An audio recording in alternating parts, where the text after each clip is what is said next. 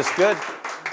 This is a little scary because if this is going to be on television at some point, we may have the Juan Williams syndrome kicking in. I have to be very careful about whom I insult or who I mention in terms of what terrifies me and who I would not sit next to on an airplane and all that. Pete Rose. I wouldn't sit next to Pete Rose on an airplane because he would probably try and sell me a baseball bat as the one with which he got his first hit. That actually happened to a friend of mine. A good friend of mine is a scout named Lenny Marullo.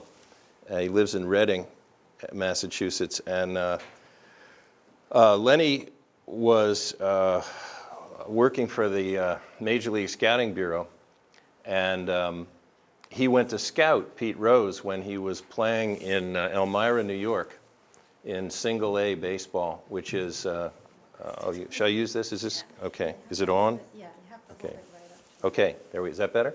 Yeah. Okay. So he was scouting Pete Rose in Elmira, New York, which is Single A, which is, except for Rookie League, was the lowest level of baseball. And his scouting report on Pete Rose said, limited talent will not play higher than Single A. And of course, Pete Rose not only went on to play in the major leagues, but got more hits than anybody else who ever played in the major leagues. Lenny was at a dinner. Matter of fact, up here in New Hampshire, in Manchester, New Hampshire, they have an annual baseball dinner. And he was at the dinner, and his wife told that story to a guy that knew Rose. And word got back to Pete Rose, and eventually Pete Rose got in touch with Lenny, and he said, I'd like to have that scouting report. This was after Rose had become a major league star. And Lenny said, the hell with it. I'd never send you that scouting report. Why would I send out something like that? It makes me look like an idiot. And eventually, the guy that was their mutual friend, convinced Lenny to send Pete a copy of the report. And Pete Rose sent back a baseball bat to Lenny that he said was the bat with which he'd gotten his first major league hit. That was his trade. Now Lenny also had a Ted Williams bat and a Babe Ruth bat that were authenticated. And when I talked to him and he told me this story, I said, where's the Rose bat? He said, oh, I don't know where the hell it is. I don't believe it for a minute. He said, there's probably 60 bats out there that he says is the one he got his first major league hit with. So that wasn't how I planned to start tonight. But I'm going to leave a lot of time for questions because that's kind of the most fun with these sorts of things. But I want to add that these are the two more recent books that I've written that weren't in the introduction, and it's let's see, we got Thanksgiving coming up, we got Christmas coming up after that. And some of you probably know people with winter birthdays, and got those long winter nights that you want to be able to read something. So it's good stuff. I'm going to read a couple of things just to kind of give us something to talk about, and then as I say, we'll go from there to just whatever questions you have.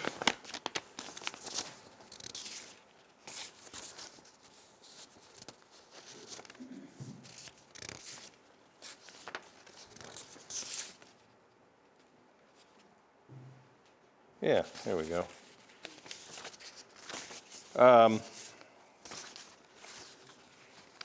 It's a challenge to come up with something to write every week. I mean, besides doing the show, Only a Game, which is on Saturday, broadcast on Saturday, I do a commentary midweek. And if your public radio station doesn't bring you that commentary midweek, then you should all email them right away and say, why don't you use Bill Littlefield's midweek commentary too? But it's a bit of a challenge to come up with stuff. But every once in a while I see something that seems to me irresistible. And this was a piece that occurred to me last month. I was reading about a college that had decided to export football to Africa, play a college football game in Africa. So, the first American football game in Africa. Are we sure this is a good idea? We have exported McDonald's, and you can probably watch So You Think You Can Dance in Lagos or Kampala. Does Tanzania really need blitzing and clotheslining? Because that's where the football game was to be played.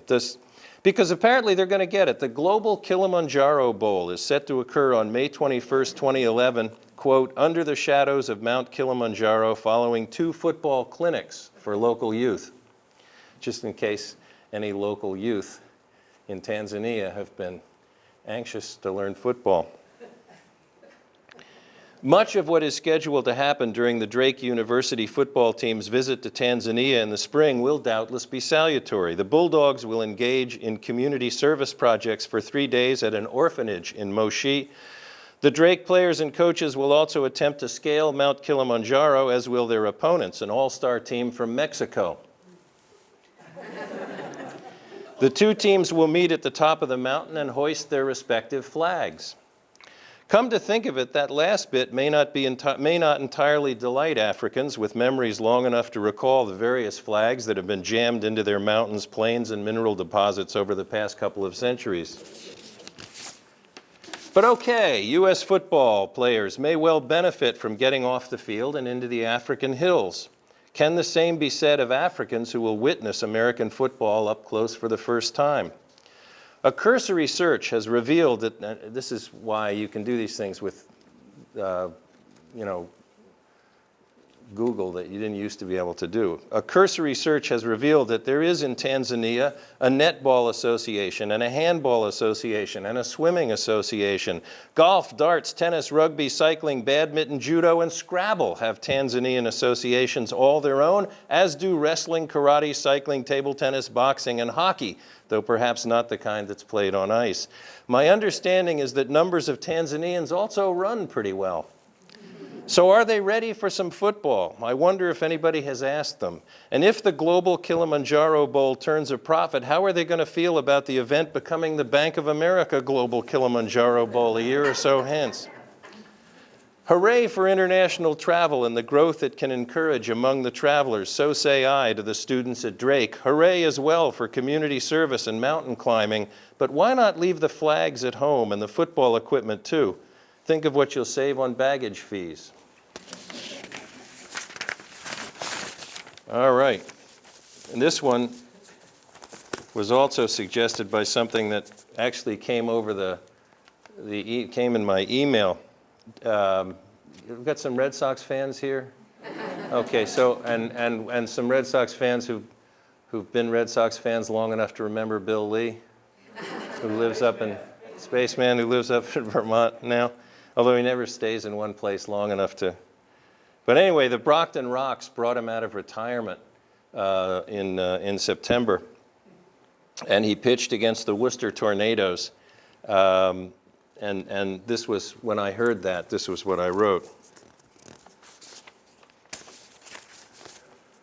Old Brockton gave us Marciano, famous as the Rock. It gave us Marvin Hagler, too, who was of sturdy stock. He hammered middleweights for years, made action movies, too, which, if you look that marvelous, is just what you would do.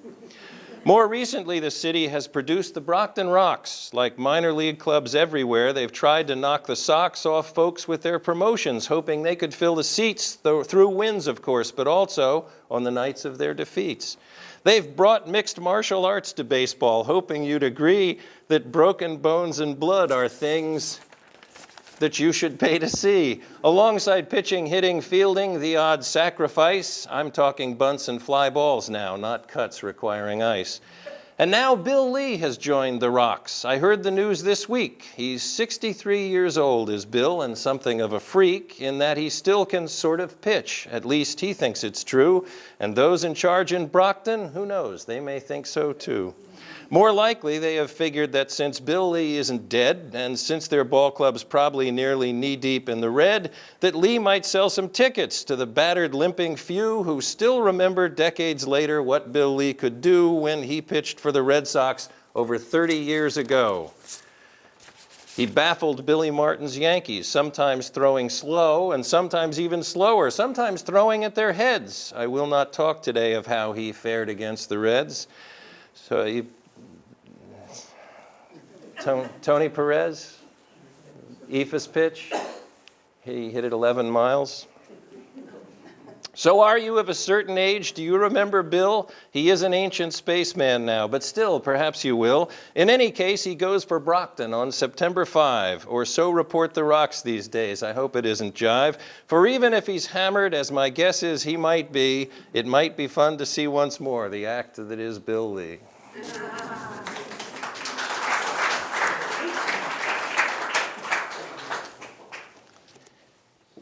Okay, this is not by me. This is the John Lardner reader. John Lardner may be the best sports writer who ever lived. And I bring this because I want to read you what may be the best lead ever written to a magazine story, sports or otherwise. I'm not the only person who thinks this. The editor of this book called this the best 26 words ever written for magazine. And Red Smith, the wonderful past New York Times columnist, called what I'm about to read, these 26 words, the best short novel in the English language. This is from a story called Down Great Purple Valleys from a magazine called True, which no longer exists. Stanley Catchell was 24 years old when he was fatally shot in the back by the common-law husband of the lady who was cooking his breakfast.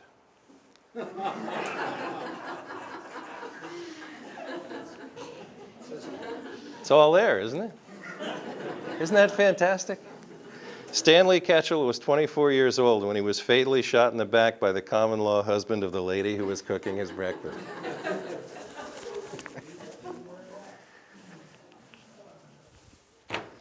So if you don't buy my books, buy the John Lardner Reader. Buy them both. It's all right.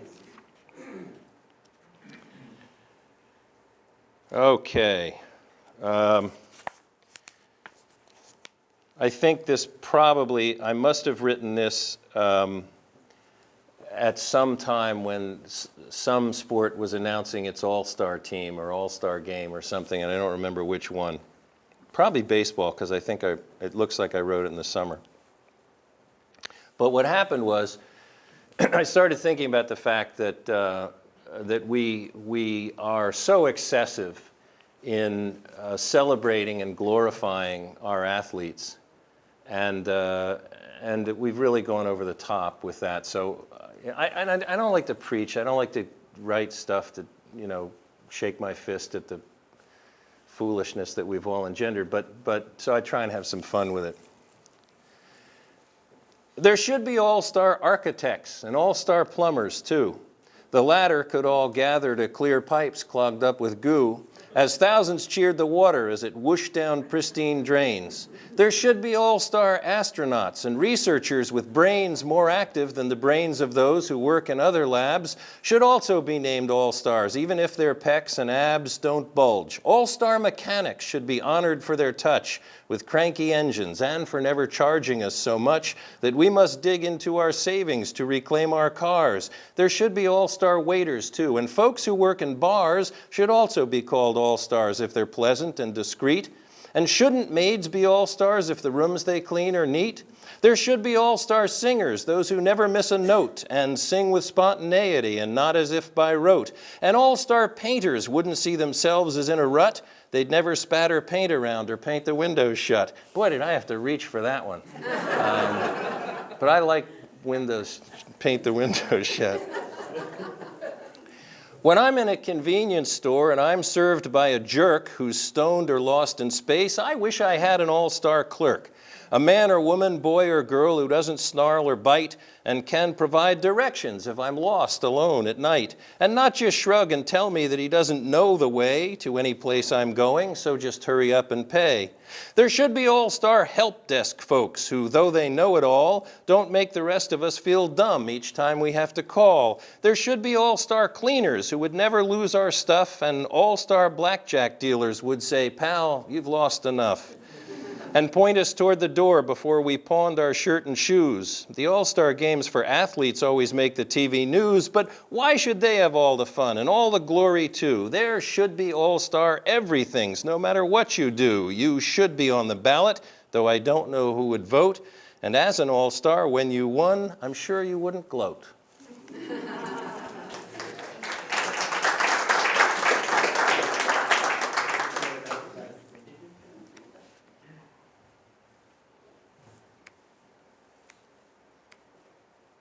Oh man, I had another one I was going to do. There it is. This would be a better one if the Yankees had made it to the World Series, but they didn't. So, did you see the Yankee manager, Joe Girardi, was quoted in the news the other day? It's very hard for people in New England who've sort of grown up hating the Yankees. But the last two managers the Yankees have had, Torre and Girardi, have really been quite admirable fellows. Girardi said somebody was interviewing him right after the Yankees lost Game 6, and their season ended, and somebody must have given the standard yo-yo reporter question deep out of the reptile brain, Joe, what happened out there? And his answer was, they out-hit us, they out-pitched us, they outplayed us, they beat us. Isn't that terrific? I mean, it's great. I loved it. No, I mean, Belichick's answer, if somebody said to him, Bill, what happened out there, his answer would be, well, you saw the game.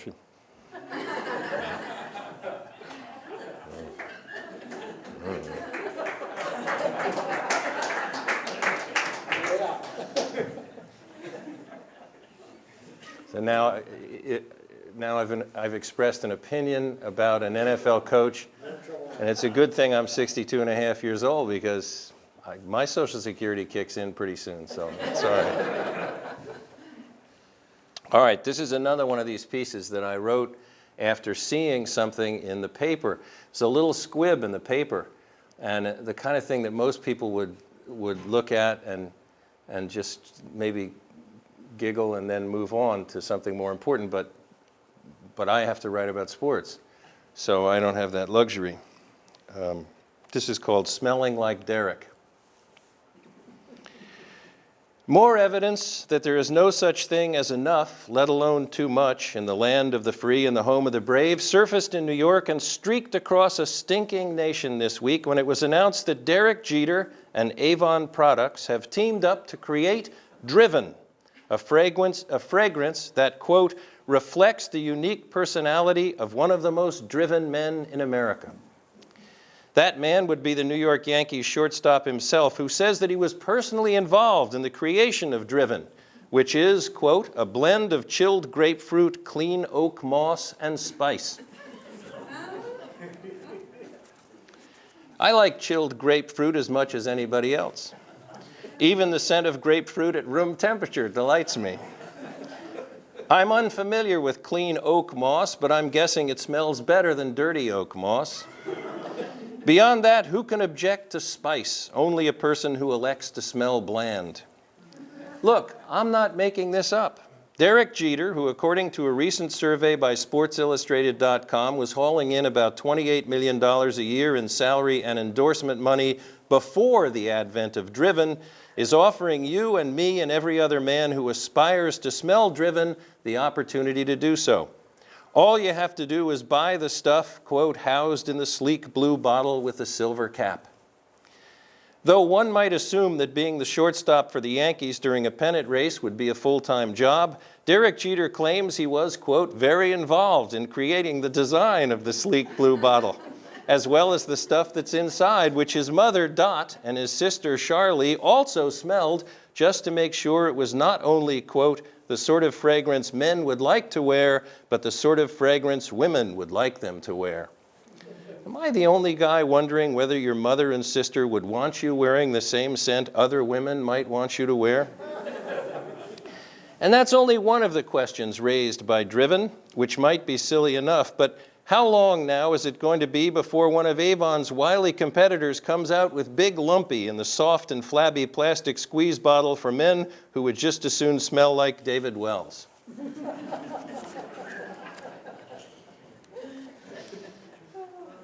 That's a little dated now, isn't it?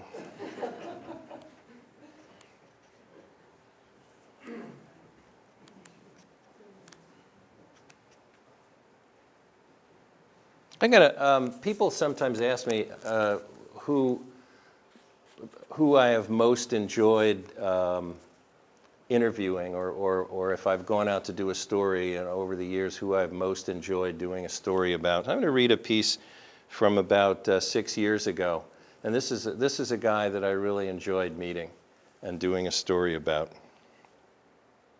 He's since passed away. Alistair Cooke is celebrated as a wonderful broadcaster, and so he was. He was also an elegant writer. In 1995, I had the opportunity to interview him about a collection of his writings that had to do with sports, among other matters. The book is called Fun and Games. Mr. Cooke was kind enough to read for only a game an excerpt from an essay he had written 50 years earlier about a cricket game between Harvard and Yale. This is from the essay. But after all, it's not the winning that matters, is it? It's, to coin a word, the amenities that count. The smell of the dandelions, the puff of the pipe, the click of the bat when Harvard's batting, the rain on the neck, the chill down the spine, the slow, exquisite coming on of sunset and dinner and rheumatism. Alistair Cooke and I spoke in his hotel room. He was extraordinarily gracious, and his memory was remarkable. He recalled soccer games that he'd played as a schoolboy, and he spoke self-deprecatingly of his bias toward athletes who made the mastery of their difficult games look easy. My admiration for Alistair Cooke was in part based on how easy he made precision and wit seem when he wrote, and how thoroughly he seemed to be relishing not only the challenges of writing, but what had to be the chore of talking about what he had written. Toward the end of our conversation, I brought up the Sesame Street character, Cookie Monster. Mr. Cooke's eyes shone. It turns out that master monster maker Jim Henson had asked Mr. Cooke's permission to appropriate his name for Alistair Cookie, who would give Cookie Monster himself the opportunity to host Masterpiece Theater. Some of you may have seen. Do you remember Alistair Cookie? Oh, he was wonderful. He was Cookie Monster, but he was hosting Masterpiece Theater, and the whole show was blown because at some point during his scholarly hosting comments, Cookie Monster would jam cookies into his mouth and ruin the whole thing.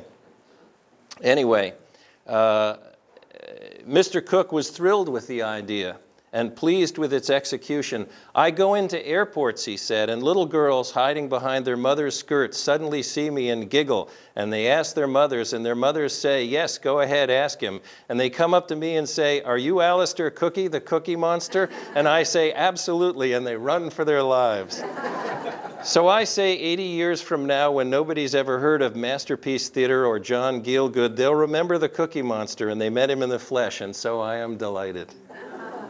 Alistair Cooke's death on Monday, March 30th, 2004, deprived us. This is why we have tape. Deprived us of an enthusiastic sports fan, a terrific writer, and a fellow who knew not to take himself too seriously. A man who seemed to know not only how to enjoy life, but how to convey that enjoyment on the page or in conversation with uncommon style and grace. When I had the opportunity to interview Mr. Cooke, I had a producer with me not because I needed somebody to hold the microphone, but because the producer also wanted to meet Alistair Cooke. And we did interview him in his hotel room in Boston. And the first thing he did, we sat down at a coffee table in his hotel suite, and the first thing he did was offer us the fruit that was on the table, courtesy of the hotel. And I had a copy of his book, and he said, "Would you like me to sign that for you?" And I said, "Yes, that would be great. Thank you very much." Because what are you going to say? And then he turned to my producer, and he said, "I'm terribly sorry, I don't have another copy of the book for you." That's the first time and the last time that any guest on our program has ever been that solicitous. He was genuinely sorry. "I'm sorry. I wish I had another book. I'd give it to you." That was quite nice. I'm going to read one more piece, and this goes back even further. This goes back all the way to 2001. You may remember, I'm sure you'll remember, that after 9/11, one of the things that happened in the aftermath of the planes flying into the Twin Towers was that people said, well, irony is dead, and humor is dead. It's impossible. And how are we going to respond to this? And our show was canceled the Saturday after, as were many shows. There was no car talk that weekend either. And it was all news, and it was just thought to be inappropriate to do something as silly as only a game on that Saturday. Fortunately for me, they haven't made that decision much in the ensuing time. But anyway, there was considerable discussion about, well, how do you get back to your regular work? Then, of course, there was that crazy notion that we must immediately buy airline tickets and take the family to Disneyland, because that would be the way to show the terrorists that, by God, we would blow our money after 9/11 just as we did before, and they weren't going to change our way of life. We would buy a lot of junk we didn't need and go to stupid theme parks and we'll show those terrorists. Again, a theory so bizarre that you wonder about the brain that came up with it. The man who came up with that also proudly announced that he hadn't learned anything in 4 years at Yale University, which I can say from personal experience is damn near impossible. It's very nearly impossible to be there for 4 years and not learn anything, but there you are. So anyway, this is the first thing I wrote that had to do with sports after 9/11, and it was about a week later. And at that time, the first incarnation of the Boston Breakers women's professional soccer team was playing in Boston, and their season was over, but they were getting ready to play an extra exhibition match, or some of them were. And I wandered up the street from BUR. I didn't know what I was going to write, and I wandered up the street from BUR, and at that time, the Breakers played at Nickerson Field on the Boston University campus, and you could walk along the kind of walkway between the big dormitories and the field, and you could look down on the field. And I don't believe we have a duty to pay attention to the games that have begun again. I don't see attending a ball game as a patriotic act. The resumption of that particular routine doesn't seem likely to me to discourage terrorists hoping to disrupt the rhythm of the nation. On the good days, we watch sports for more fundamental reasons, and I think those reasons hold. On Monday morning, a day of perfect September weather, I wandered over to the soccer field where about a dozen members of the Boston Breakers were practicing. The Women's Pro Soccer League season ended almost a month ago, but it was not a month ago. It was not interrupted by last Tuesday's terrifying attacks. But the Breakers will play an exhibition game early next month as part of a ceremony at the Soccer Hall of Fame, so practice was in order. In a tight square, the Breakers played an intricate game of keep-away that required precise one-touch passes. They hopped and slid and skidded to stop balls lined across the square, and looking left, redirected balls to the right with their arches, knees, or foreheads. They laughed and cheered each other's good gets and hooted when somebody flubbed a pass.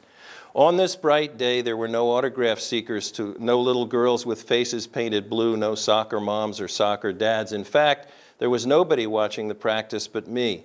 The players were performing for nobody but themselves and their coach, who offered some direction without seeming to alter the creative, spontaneous exercise of thumping the ball adroitly to a new place where it would find a player whose feet knew what to do with it next.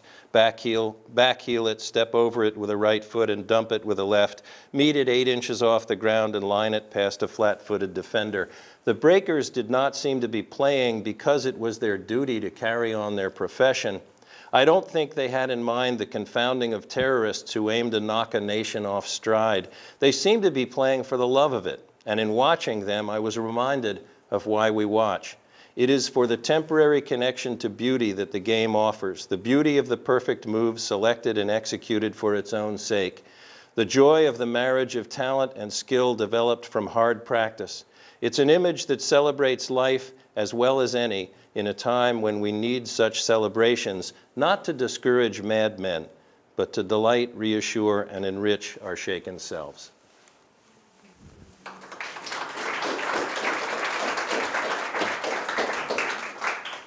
So that's the reading for today.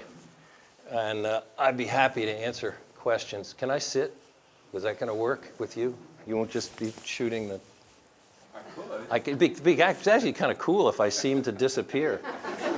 It'd be like listening to the radio if I became a disembodied voice. Yeah. Just from what you just read, it seems to me you somewhere there think it's more than, it's not just only me. I was wondering if you could speak to that a little bit, because you obviously see all aspects of the underbelly of it, but I think deep down you think it's more than me as you just read. So. Sure. In case you can't all hear the question, that I'm challenged to defend the title of the program, which is only a game, which is also a title of the book from which I was just reading. The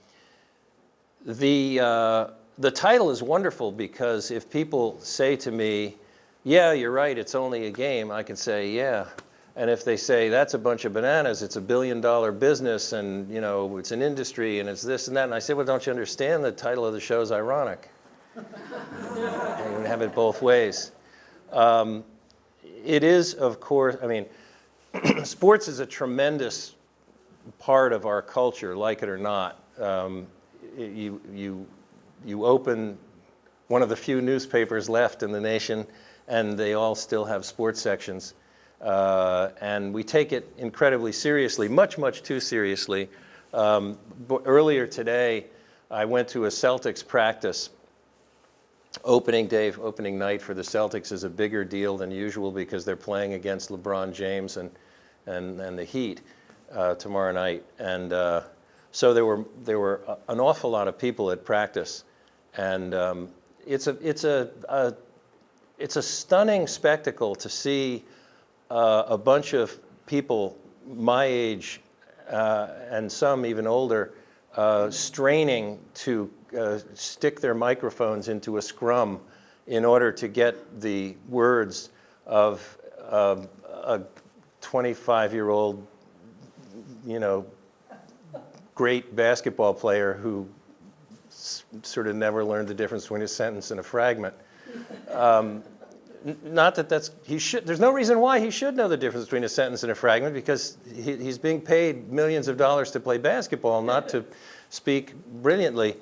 But we should do what Roger Angell says. We should recognize that they are what they do and not expect them to say brilliant things. My own favorite moment in the press conference came when I had to ask a stupid question in pursuit of a piece that we're thinking about doing this week. Rajon Rondo, the guard, was sitting, and I said, do you guys pay any attention to all the hype about the Miami Heat? And I put my microphone in front of his face, and he said, no. That was a great moment. I smiled, he didn't, and we moved on. But yeah, of course it's more. I mean, it's beautiful. The Breakers game, the Breakers practice was a beautiful thing. And the game played well and brilliantly is beautiful. It's art. It's they do the things that we can't do. They go deep into the hole and spin like ballerinas and throw the guy out at first base, or they, you know, go by 3 defenders and then kick a ball that's just beyond the fingertips of the diving goalkeeper, or they, you know, whatever your favorite sport is. I mean, they play tennis until it's 72-70, or whatever the heck that crazy match was that, you know, earlier that went on for 3 days.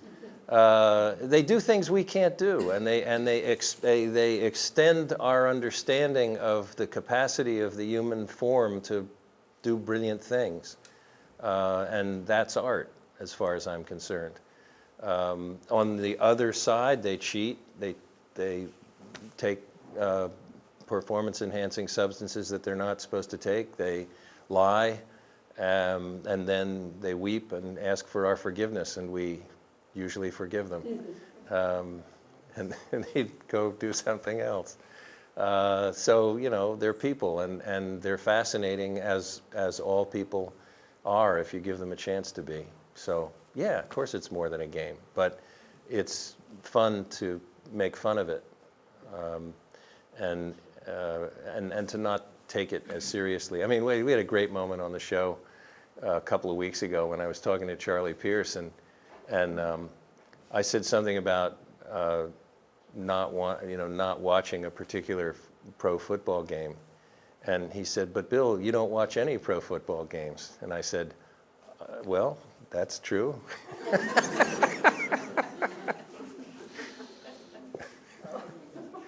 And we moved right along. Yes.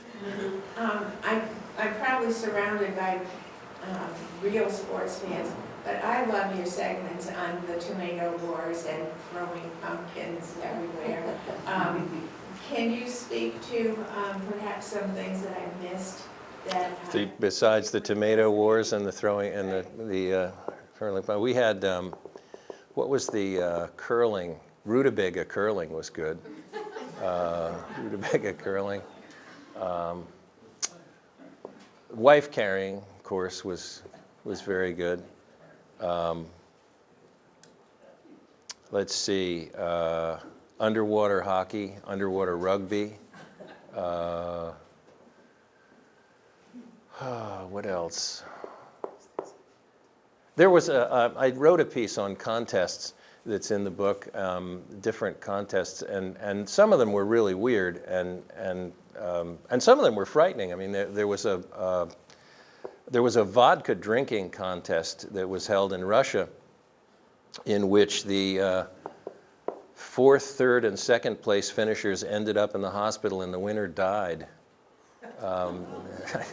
By God, that's a game that some people took seriously. Yeah, there's a lot of that great stuff. If we're going to have all-stars that are plumbers, Yeah. okay, how come Congress isn't going after who takes steroids? Well, no, you bring up a really interesting point. We were talking about this before the program began.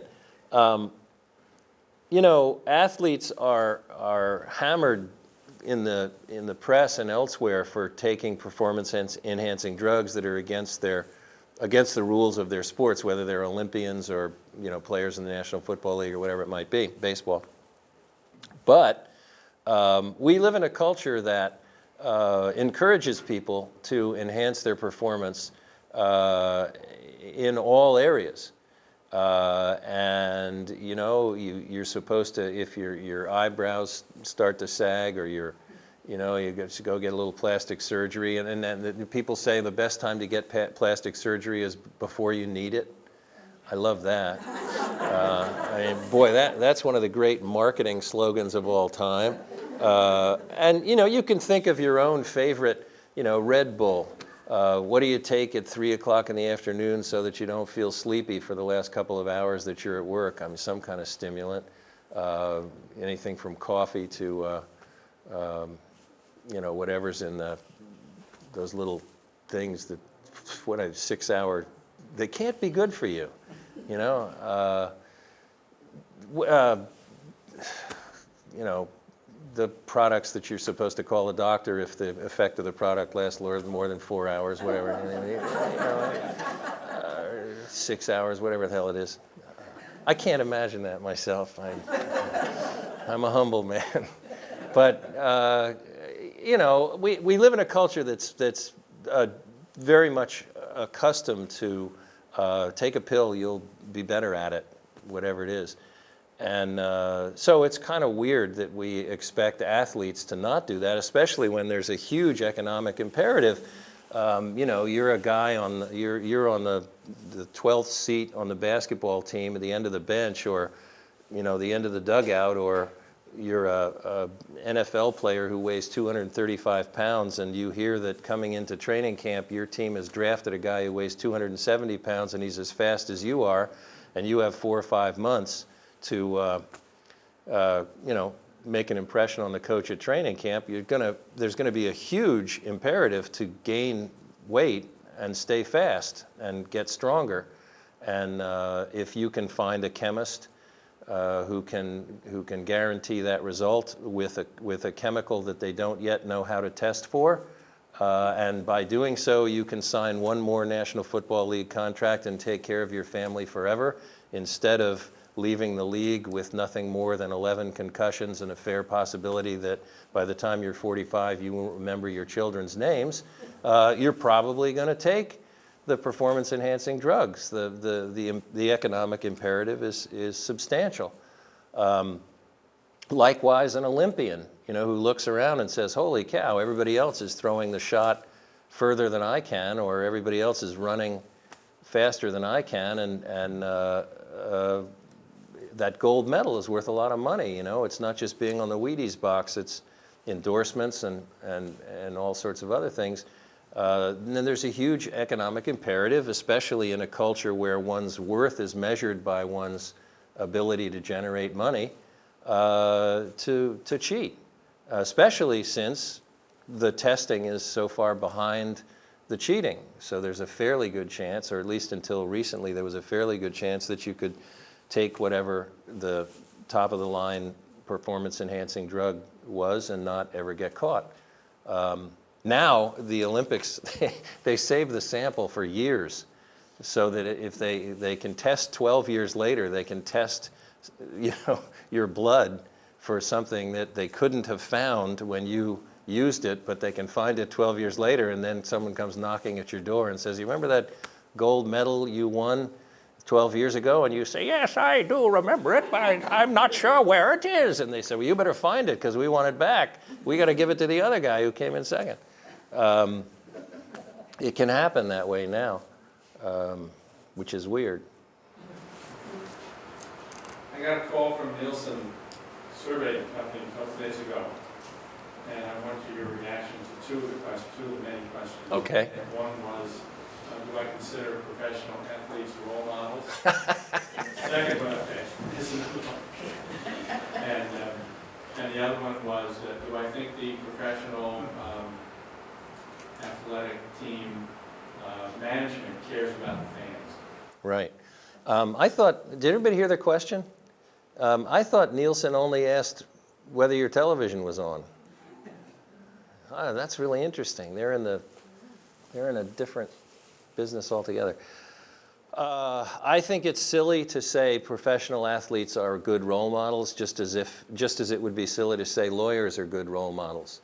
or doctors, or corporate executives, or radio show hosts. There's some good ones and some bad ones.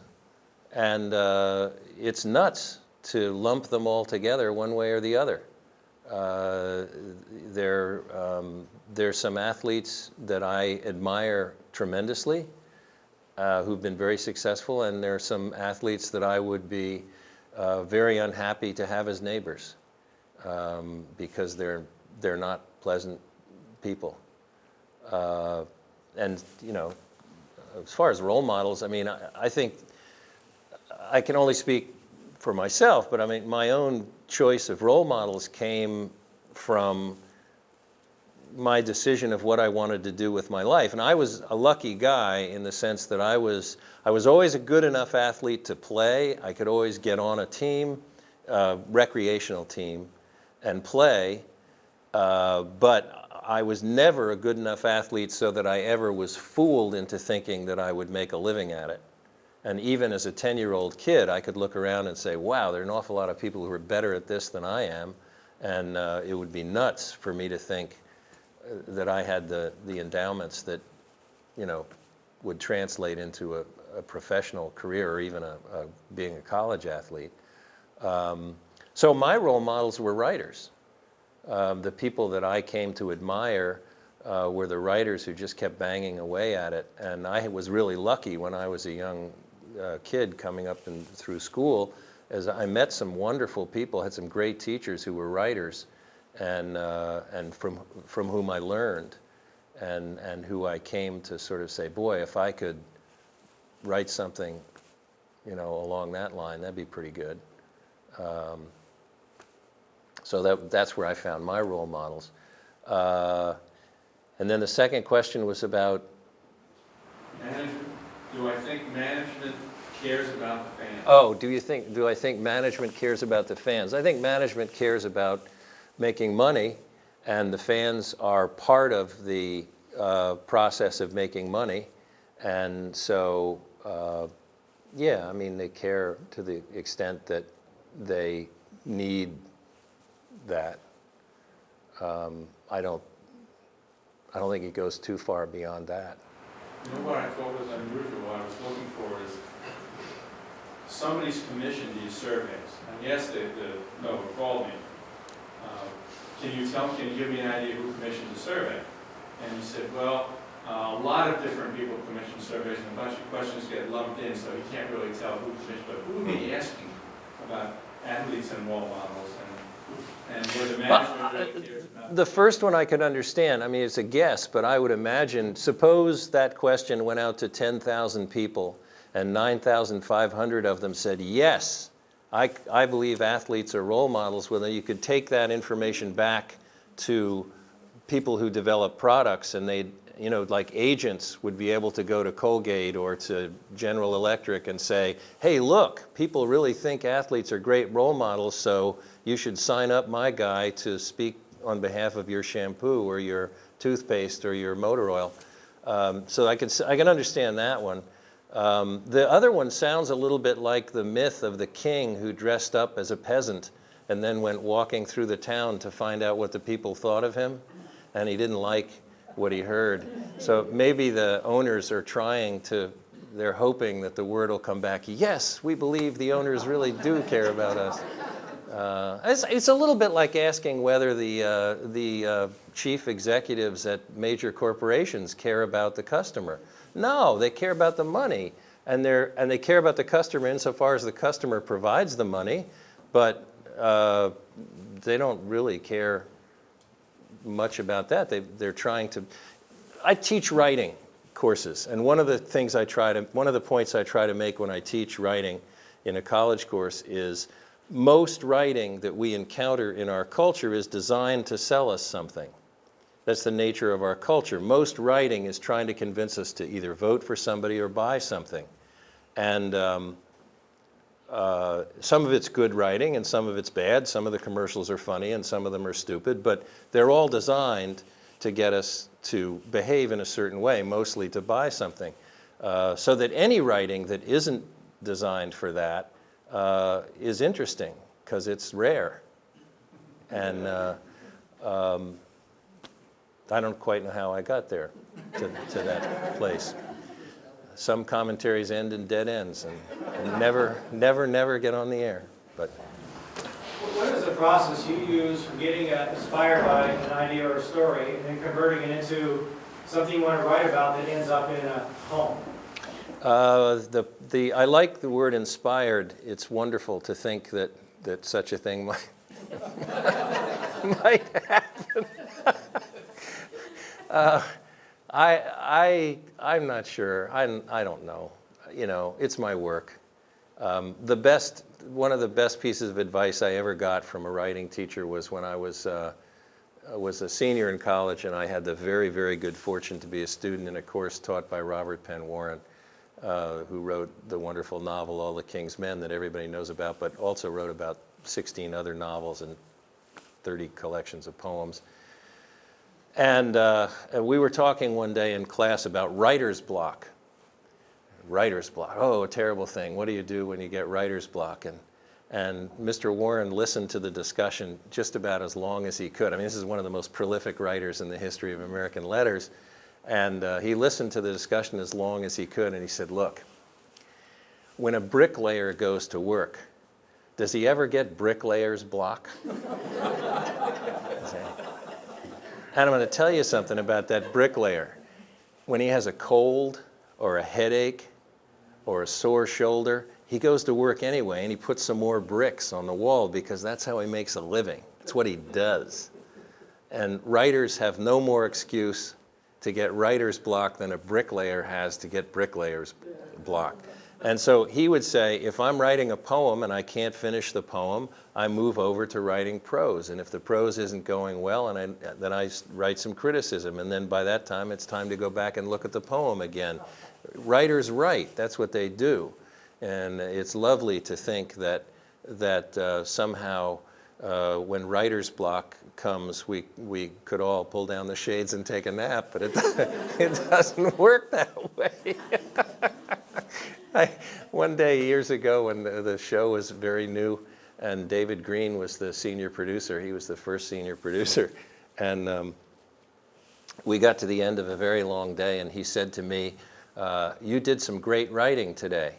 And I said, I just wrote fast. And he said, that's what I mean. I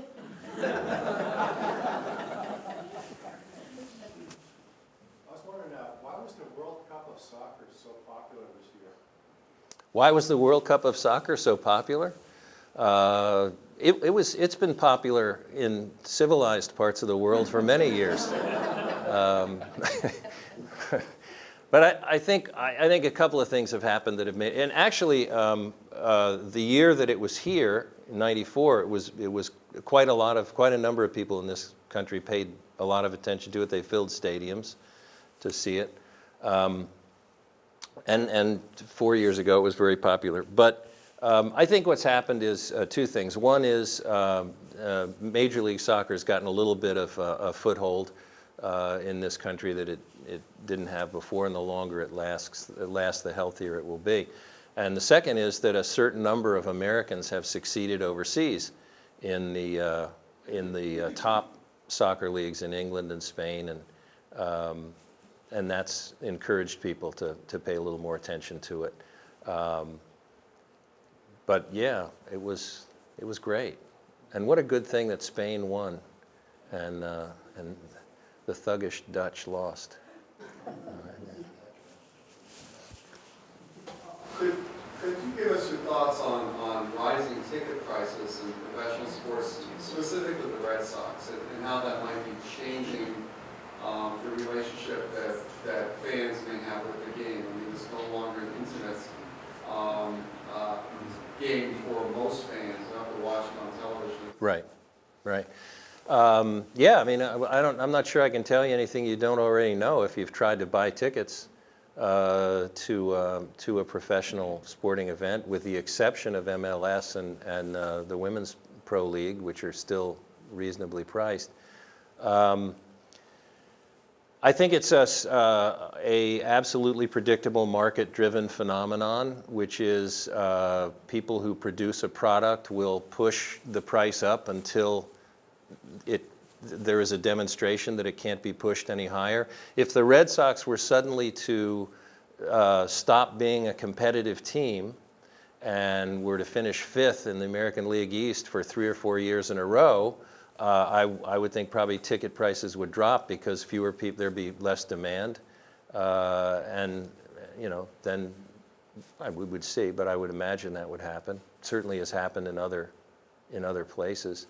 But there's another side to that that's just as bad, which is, or sort of parallel to it, and that is the fairly recent partnership between pro sports franchises and aftermarket ticket merchants like StubHub and Ace Ticket, where the Red Sox sell a certain number of tickets each year to brokers, and then the brokers resell them for considerable profit, and then some of that profit is kicked back to the team that sold the tickets to them to begin with. Which is, it's a swindle. I mean, but it's an arrangement into which a lot of major league professional franchises have entered, and it's kind of too bad, and you're right. The effect of it is exactly what you've said. The composition of crowds at games has changed.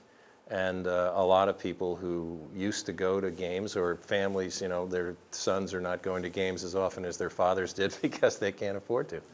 And yeah, it's true. You talked about the delightful experience of interviewing Mr. Cook. Yes. You might comment on one or two, or perhaps the other side of the spectrum. People I had nasty experiences with? Nah.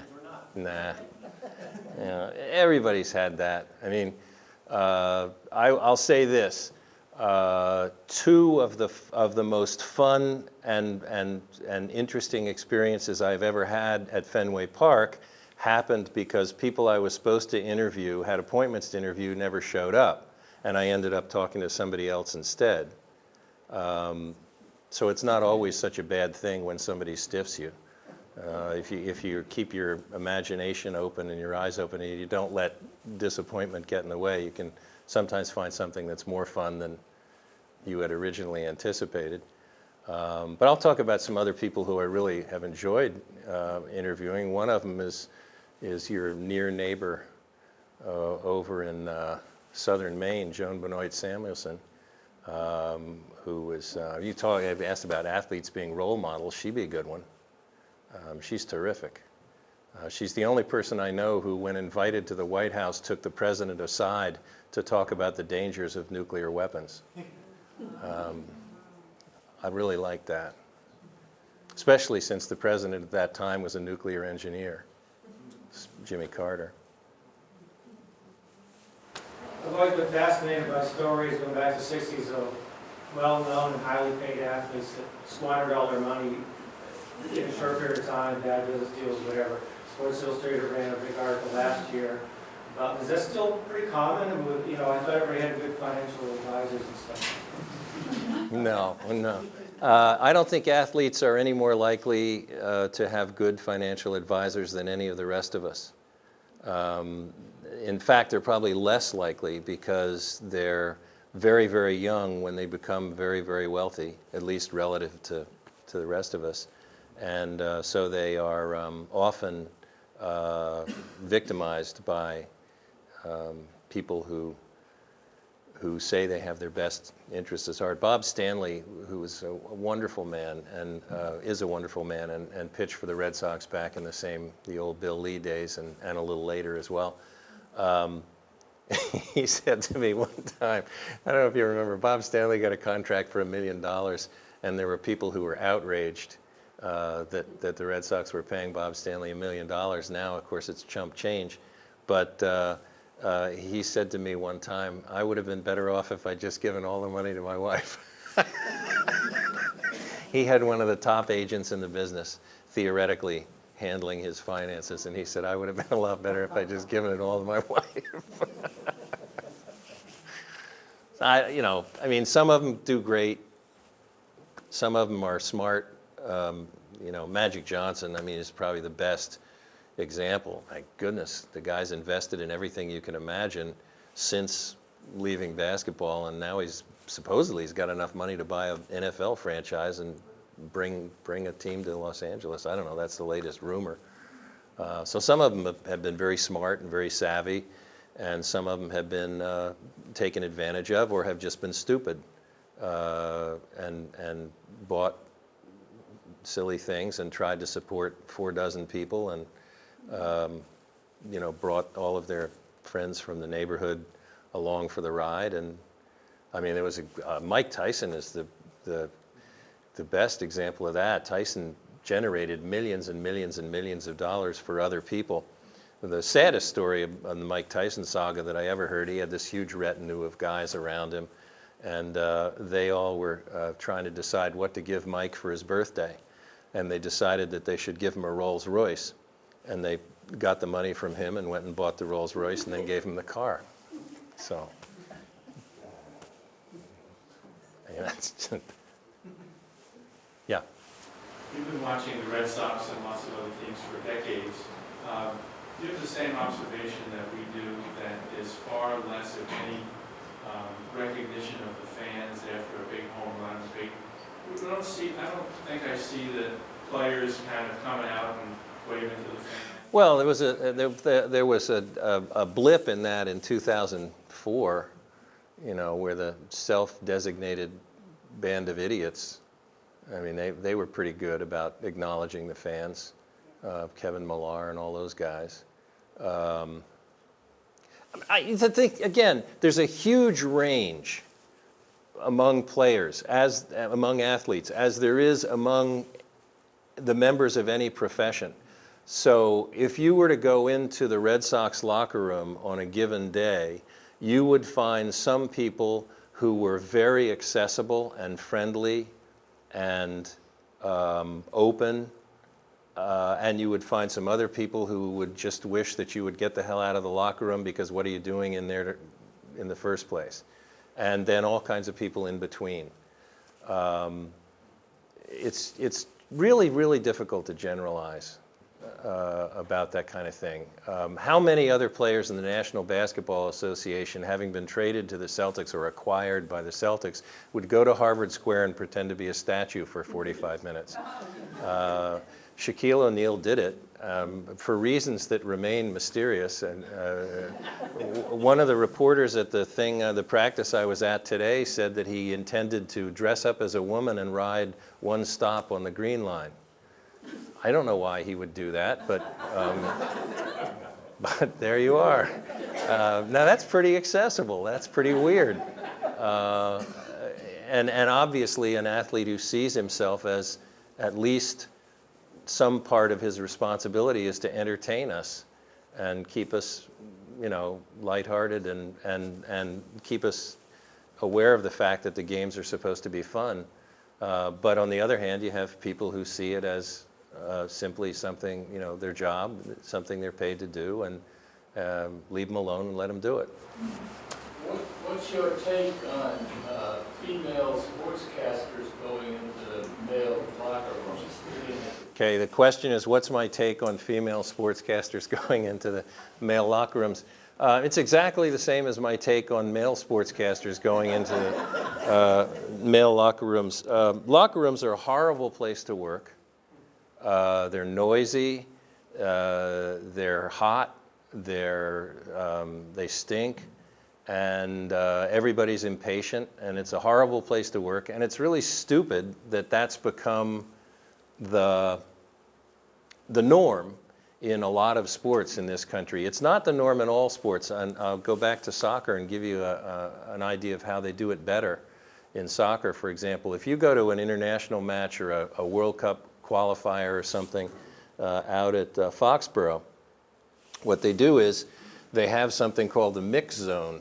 And after the game, the reporters line up along this sort of gauntlet, and the players come out and they stand along this sort of rope, and you can go talk to whatever player you want. And nobody goes into the locker room. Males don't, females don't. And it's much more civilized, and it makes much more sense. But as far as women having access to locker rooms, they should have access to locker rooms if they're trying to do their job, and that's where they have to go to do their job, then they should have access. That's easy, unless you want to say only men can be sports reporters or something like that, and I think that would be silly. Yeah. I wonder about these interviews with the managers during the game in between innings. Aren't those weird? Yeah. I think that's really strange. The first time I ever saw that, I thought, boy, everybody know what they're talking about? When you're watching an American League Championship Series game, and all of a sudden the camera's on the manager of the Yankees, and he's got headphones on and a microphone, and they're asking him a couple of questions, and the game is still going on. And the first time I ever saw that, I thought, boy, there it is, the clear evidence of who's really calling the shots. If there was any doubt before, it's television that calls the shots. They decide when the games will start. They decide when the commercial breaks will occur. They decide how long the commercial breaks will be. And by golly, if they tell the manager to put headphones on and talk into the microphone, he's going to do it. Even if he's still, hey, come on, my pitcher's looking tired. I might have to make a decision here. It doesn't matter. Television calls the shots. Along with that, the women reporters, I just checked and that was trying to see it was from whatever. Right. Right. Yeah, that I don't mind that so much, but the managers with the headphones on is kind of strange, kind of weird. Yeah. Fantastic. Stupid reporter question. You just lost a game. How do you feel?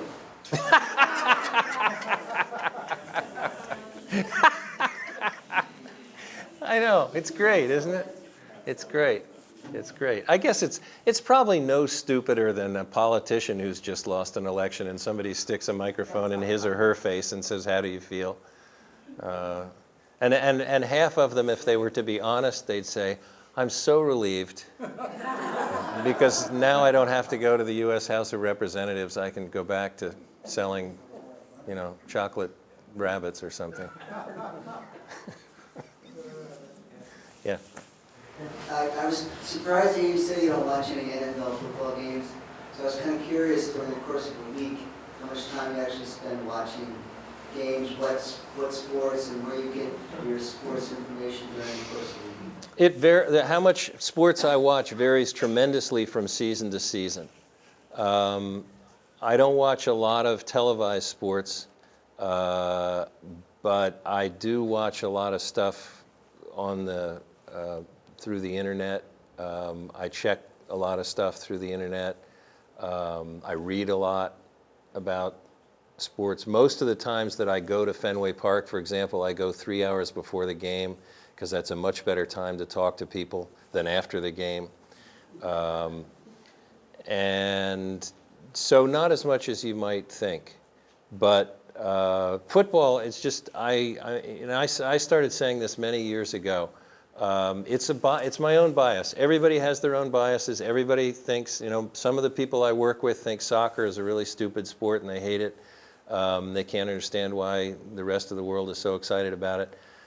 My own personal bias is that long ago, the cost in terms of damage in professional football and even major college football became so high that I can't enjoy really watching games. And all of the stuff that's come out in the last few years regarding head injuries and concussions and the incredible price that so many of these players end up paying, it's just very hard for me to be a fan of that. So I'm not a fan of that game. Part of it has to do with the fact that I think the National Football League has been criminally hypocritical over the years. As recently as a year ago, the commissioner of the National Football League acknowledged, as he said,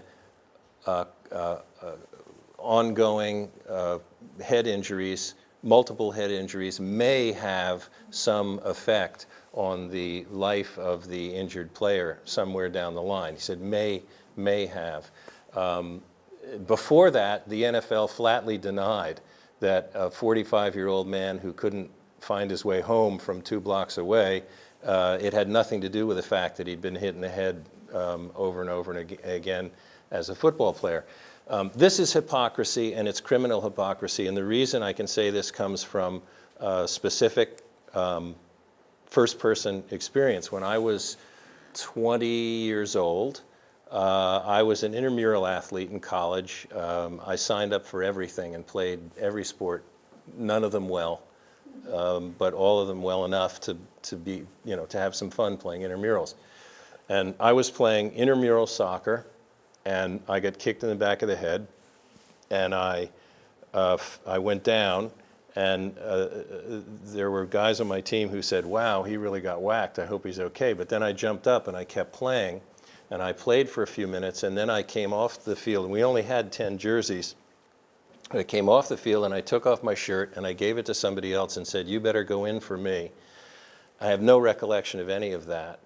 And a few minutes later, I was standing like this on the sideline, rubbing the back of my head, and I looked up, and I had no idea where I was or how I'd gotten there. And my roommate came over and saw me and came over and said, are you okay? And I said, yeah. And he said, do you know where you are? And I said, no. And he said, do you know my name? And I said, sure, but I couldn't come up with it. And I had a concussion, and it was pretty serious. And I went to the infirmary, and the doctor, this is a college infirmary, right? So the doctor was probably an intern. He was probably a resident. He was probably some 24-year-old kid who was still doing a residency. And this was in 1969. And he said to me, whatever you do, don't go out and play a contact sport again for at least a couple of months. And I said, why not? We got another soccer game next week. And he said, forget it, because if you get hit in the head again before your brain has had a chance to recover from this injury, it's going to be much, much worse for you somewhere down the line. Don't risk getting hit in the head again for at least a couple of months. This was in 1969. And this was not a neurosurgeon who was talking to me. And for the NFL and doctors connected with the NFL in the year 2009 to be saying, well, we have to study this some more, we're really not sure there's any connection between multiple concussions and brain damage, they ought to be in jail. They ought to be sued. It's ridiculous. Along that line, a guy I used to work with said, I had a theory that in the days of New Rocky, he had leather, soft helmets. Right. Right? So they're still protective, but they're soft on the outside. So what would happen if they changed the gear so that it took some of the impact? You couldn't use it as a weapon. Yeah, when Theodore Roosevelt was president, so many guys were dying playing college football that he called the major college coaches in and said, gentlemen, we have to do something about this. Football has always been a violent game. It's not the same game as it was before the plastic helmets with the inserts, but it's always been a violent game. It's more violent now in the sense that the players are much bigger, much faster, and much stronger. Simple physics, right? Greater mass running into each other at greater speed, that's going to make for worse injuries. Also, players who weigh 350 pounds are carrying a huge amount of weight, and their tendons and their ligaments aren't any stronger than they would be if they weighed 175 pounds.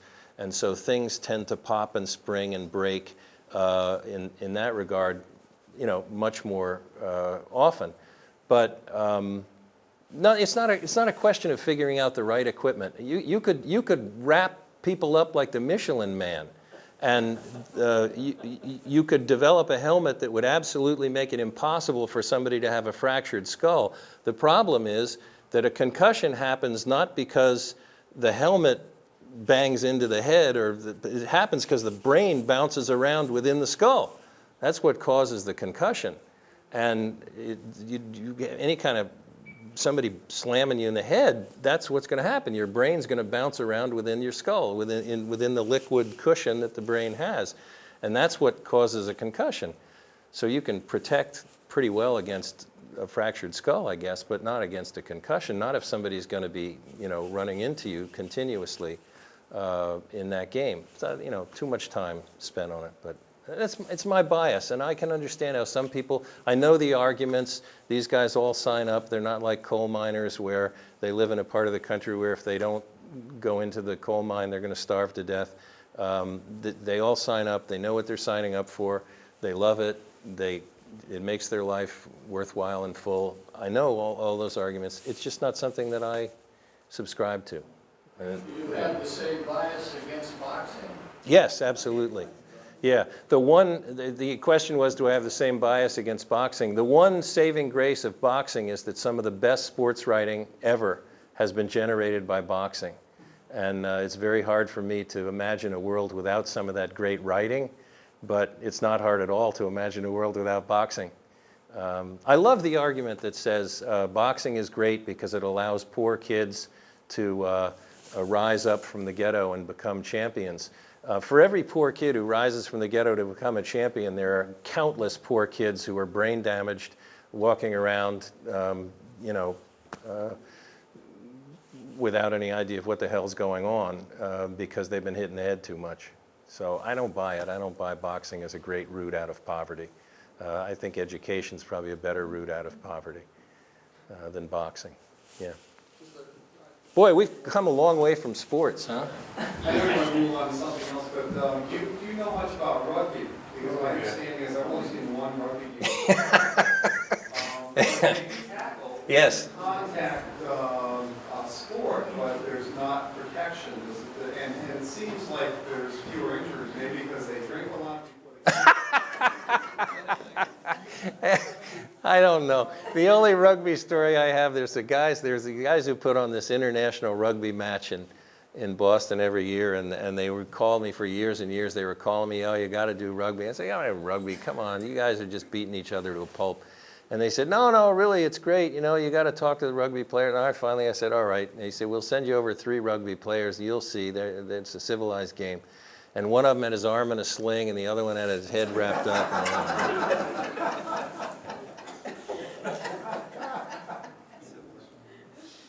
Too. Yeah. No, so let's go over here. Yeah.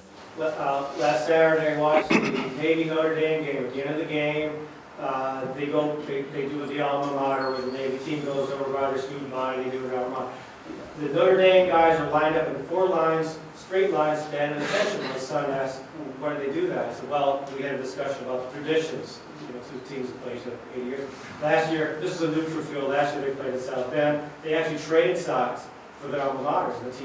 The opposing team went over with them, stood behind. It's pretty cool. Yeah, You don't see it very often. absolutely. It's great. Sounds good. I'm all for respect.